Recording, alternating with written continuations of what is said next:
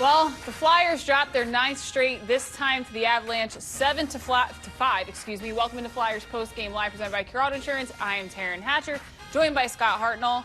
Scott, there's literally lots to break down in terms of goals from this game, which is something that we're not particularly used to from the Flyers. It's the first time they've scored 4 or more goals since October 27th, back when they played Edmonton. What were your initial takeaways, first game under Mike Yeo? Your thoughts on the way the guys came out? I thought they played hard. I thought they had a lot of chances to score goals. They broke out of their end a little bit cleaner. Took too many penalties. A 5-on-3 goal hurt them late in the game. But I like the attitude. They played hard. Drew was a big catalyst for that. The captain. We talked about him before the game. So. A few things were great, a couple things were bad, a couple penalties. Keeping the puck out of your own net was a bit of a problem tonight, letting in 7 again. But 50 shots against, you can't win games when you're giving up that many shots. So a lot of good things, but definitely a lot of bad things as well that they need to clean up. Goals against probably being #1 on that list. On that note, let's welcome in JJ and Jonesy now on the crossover, because I want to talk about those goals against. Guys, the Flyers allowing 7+ goals in back-to-back games, not including shootout deciding goals, for the first time since November 13th and 16th of 1993 with tonight's result. I know the offense was there. It felt like certain things were a step in the right direction, but what's bothered you the most about allowing 7 goals back-to-back nights here? Well, what you have going on here, Taryn, is you got a team that's coming out with a new head coach, and you've got a team going against a club that can score a lot of goals and also gives up goals. And Jonesy, the game just got into this racehorse style, and you don't really want to do that against Colorado. But I mean, Mike Yeo didn't even have a practice to implement any kind of new system or anything. He did change the lines. He got the energy he wanted, as Scotty mentioned, and you got some offense, so there's some things to build on here. But clearly, you're going to have to shore things up. But you're not going to see firepower like you saw tonight for a while in their next 3 or 4 games. I mean, that team was flying, and they have talent throughout their lineup, and their power play deadly. And on the other side of that, they give up a lot, though. They give up a lot of opportunities, and the Flyers did score some goals in this game. So you're looking for anything to start to build something in the positive direction.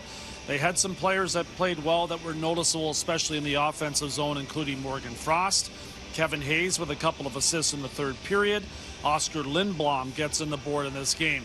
I mean, it's minor stuff compared to the bigger issue of 9 consecutive losses and the back-to-back 7-goal games that they've allowed that many goals in. It's very rare air in the National Hockey League to do that, and it's hard to find little bright spots in this losing streak that the Flyers are on. But there was signs, as I think Scotty mentioned right at the start of the show, of the Flyers showing that they're going to get into the battle again, that they're going to try to find a way to claw back out of this hole that they're in. And included in that was the captain, Claude Giroux, who scored a couple of goals in the 1st period. And I'm not going to say that goaltending was a problem in this game. Martin Jones made a number of big saves in this game, but you give up 7 goals in back-to-back games. Obviously, your goaltenders could have played better. My big concern is that the Flyers' goaltending is kind of back to where it was last year. Started strong, faced a lot of shots, and kind of wore down early and then never got their mojo back. So I'll be watching closely Wednesday and then Friday and Saturday to see how Carter Hart and Martin Jones play. They're going to need solid goaltending to get out of this slump. There's no doubt about it. Yeah, and we knew logistically this week, especially this back-to-back to start this week, was going to be tough for whoever was behind the bench. I know Mike Yeo said earlier today, in terms of wanting to implement changes that he could try to implement right away, puck possession was one of the things at the top of his list. It felt like the Flyers had the puck much more often tonight than they have had in quite a while. How do you think that benefited the guys, what they were able to do offensively? Yeah, they had it and they moved it well. There was some good passing. There was moments where they made some really good plays. I liked some of the tape-to-tape passes. I liked some of the players that really were apparent in the offensive zone that hadn't been for a long period of time. There's some key players on the Flyers team that are going to have to start to gain some confidence by picking up some points in this game. So you do go home from the game, as Hartsey knows. You feel a little bit better that you're on the board at least, and now you got to turn that into victories. They need a lot more players to continue to produce offensively. That side of the game has just been horrendously bad for the Flyers. The fact that they scored 5 goals, some players should start to gain some confidence from it. But again, you look at another loss and it becomes that much more difficult. But they look like they're on the verge of coming out of this mess.